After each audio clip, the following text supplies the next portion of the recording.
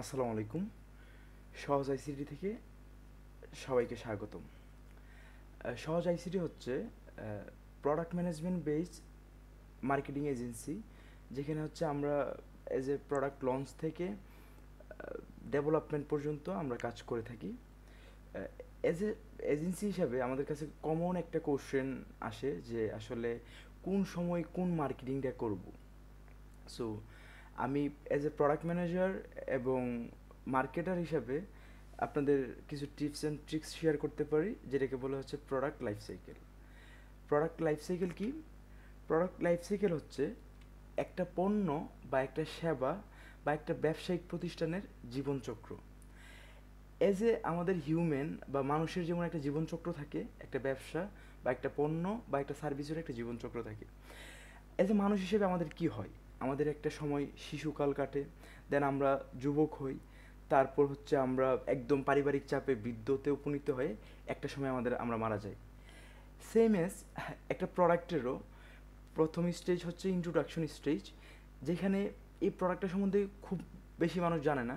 Just ওই প্রোডাক্টটা যে নিজ বেশি কাজ করে কিছু সংখ্যক মানুষ জানে, যেটাকে হচ্ছে আমরা ইন্ট্রোডাকশন স্টেজ বলি।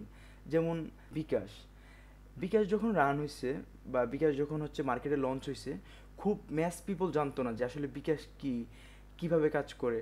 যদি আমি কোনো একটা এইজের বা হচ্ছে আমার যে টার্গেটেড অডিয়েন্সকে যদি কোশ্চেন করি যে এই প্রোডাক্টটা কী, সে যদি না জানে, তখন আমরা সচরাচর ধরে নিই সে এই প্রোডাক্টটা বা এই সার্ভিসটা বা এই ব্যবসা প্রতিষ্ঠানটা ইন্ট্রোডাকশন স্টেজে আছে।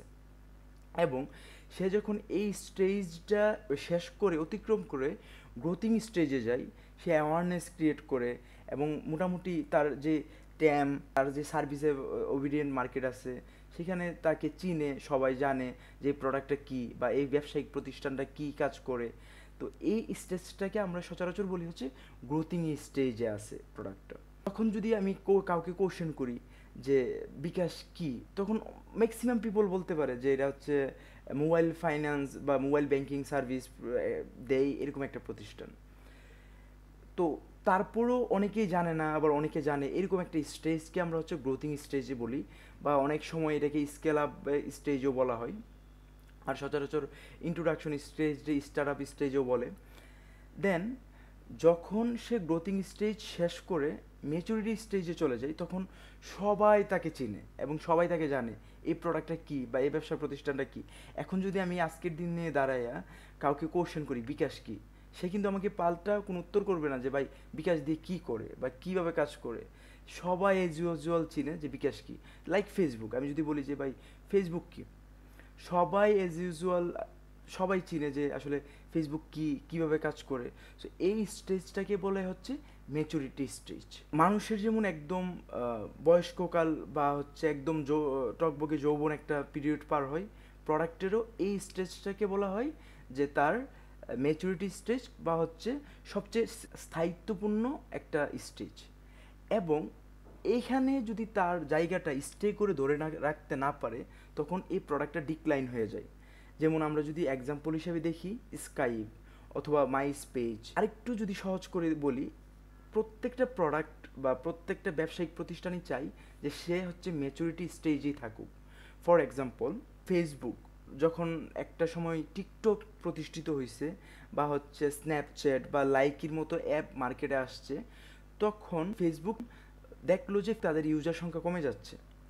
তখন তারা মার্কেট অ্যানালাইসিস করে এবং ইউজার পার্সোনা এখানে আছে, দেন হচ্ছে মার্কেট রিসার্চ করে তারা দেখলো যে সবাই শর্ট ভিডিওর দিকে মুভ করতেছে। তখন ফেসবুক আলটিমেট প্রস্তাব দিল যে ভাই তোমরা আমাদের সাথে অ্যালাইন হয়ে যাও।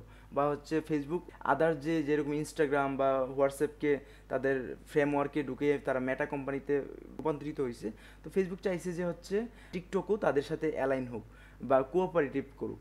বাট যখন টিকটক তাদের সাথে অ্যালাইন হয় নাই, তখন ফেসবুক করছে কি, তারা নিজের এই রিয়েলস নামে একটা ফিচার নিয়ে আসছে, কারণ তারা ম্যাচুরিটি স্টেজে থাকতে চায়। সো এখানে 4টা স্টেজ দেওয়া আছে, আপনারা একটু দেখে নিতে পারেন। দেন এটাকে যদি আরেকটু ডিপ ডাউন করে ভাঙি, তাহলে আমরা হচ্ছে 6টা স্টেজ পাই।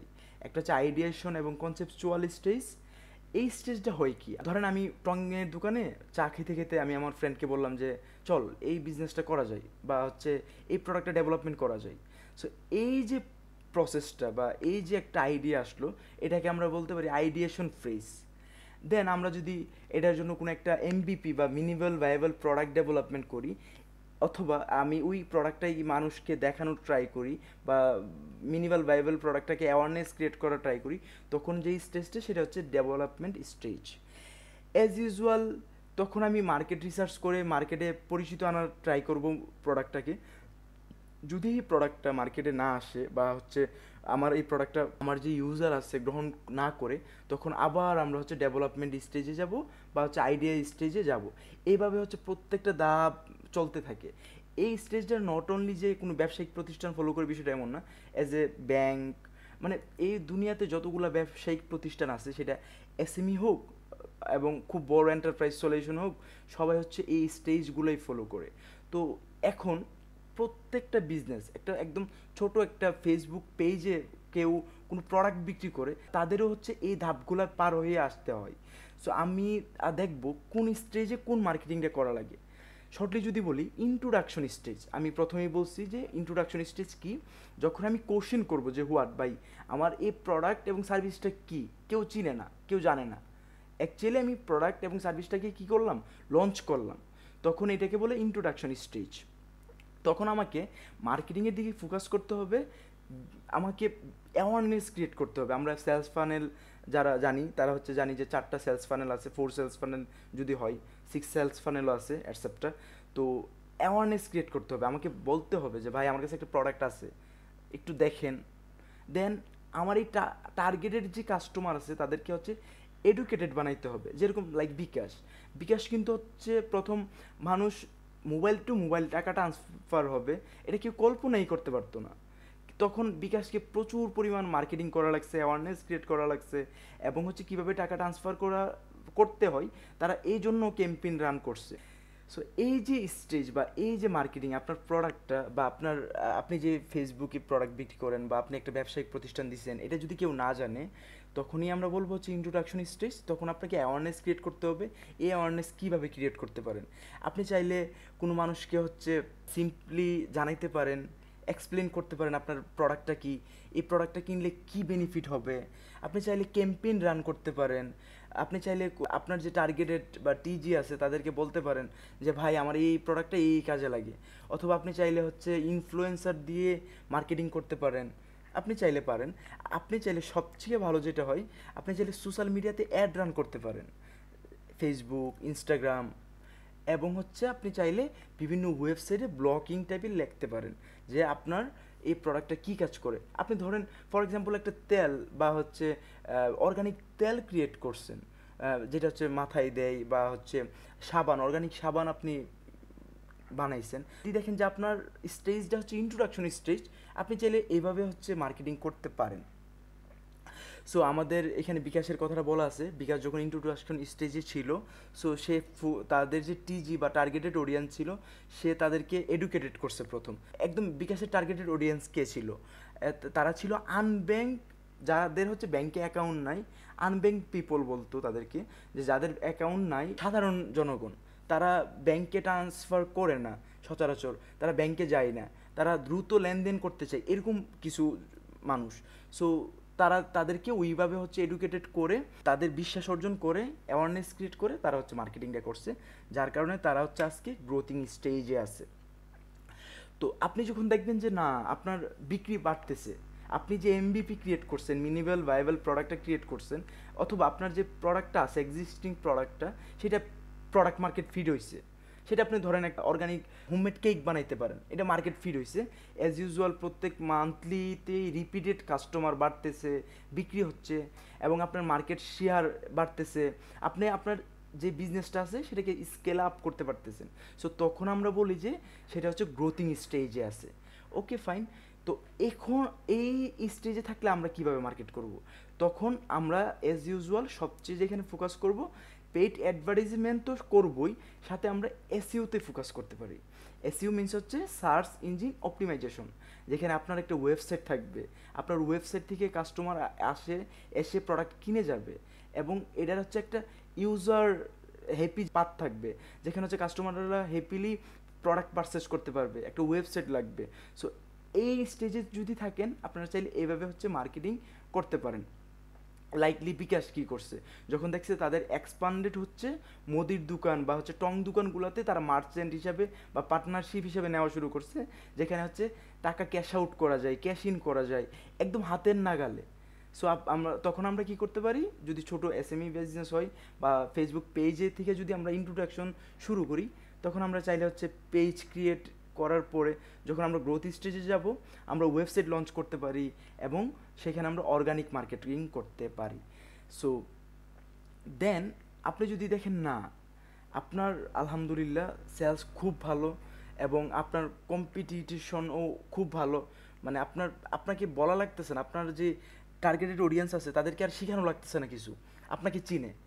এজ এ আপনি ফেসবুক আপনাকে চিনে, আপনি বিকাশ আপনাকে চিনে।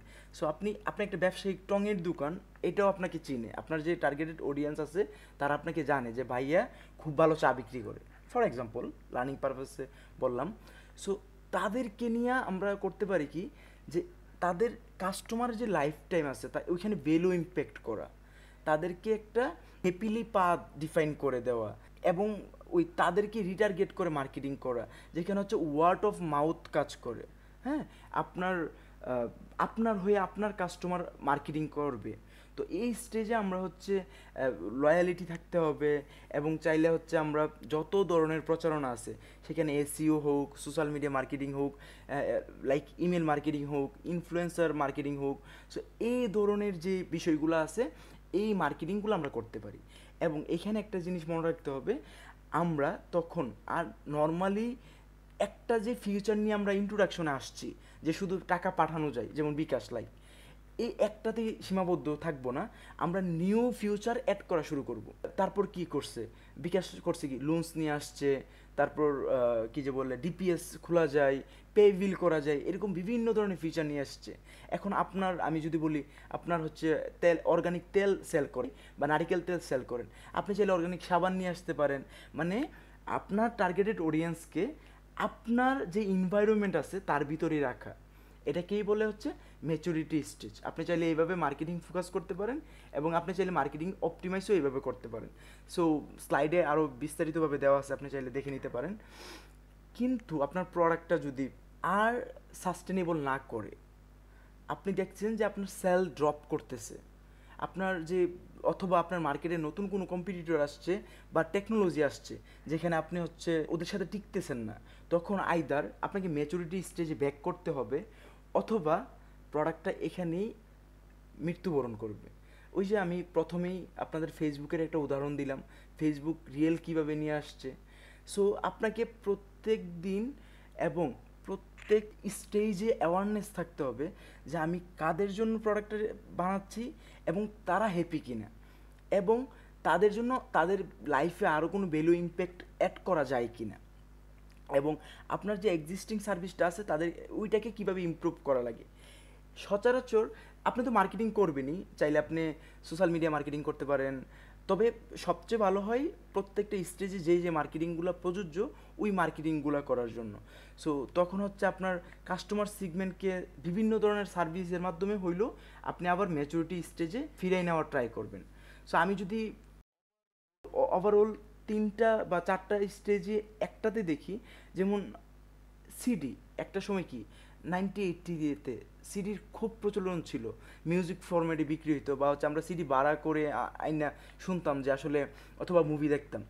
কিন্তু যখন সিডিটা রেপিডলি বাড়তে শুরু করলো 1990-র দিকে, সবার বাসায় একটাই সিডি বক্স ছিল, একটা সাদা কালো টিভি ছিল।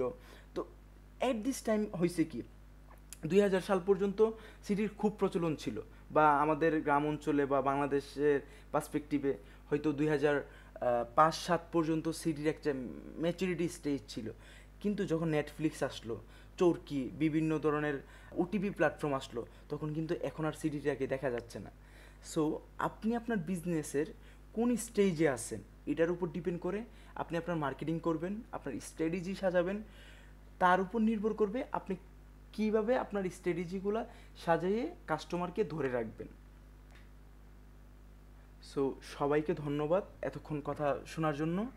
আর প্লিজ সবাই শেয়ার করবেন ভিডিওটা, আর লাইক অ্যান্ড কমেন্ট করবেন। যদি আপনারা কোনো টপিক বা কোনো সেকশনে বুঝতে অসুবিধা হয় তাহলে কমেন্টে জিজ্ঞাসা করতে পারেন, আমরা উত্তর দেওয়ার ট্রাই করব। আর আপনাদের জন্য সহজ আইসিটি নিয়ে আসছে ফ্রিতে কনসালসি। আপনার বিজনেসে কোথায় কি প্রবলেম বা কিভাবে আপনি ইমপ্রুভমেন্ট করতে পারবেন তার জন্য কাজ করছে সহজ আইসিটি। সো লাস্টলি একটা কথাই, build your digital footprint with us. সবাইকে ধন্যবাদ। আসসালামু আলাইকুম।